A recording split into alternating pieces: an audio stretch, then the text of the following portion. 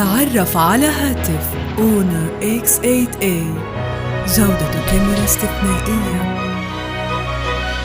مبروك إلى الجماهير العراقية هذا الإنجاز، مبروك إلى جماهير نادي الشرطة. يعني من الإنجازات اللي غير مسبوقة أنه التأهل للدور الثاني. أمنياتنا أنه نستمر على هذه النتائج الإيجابية. اليوم يعني تكمن صعوبة المباراة أنه تلاقي فريق على مستوى عالي، فريق يضم لاعبين مميزين، إضافة إلى أنه تلعب في وسط جمهورهم وسط أرضهم، يعني يعطيهم ادفانتج.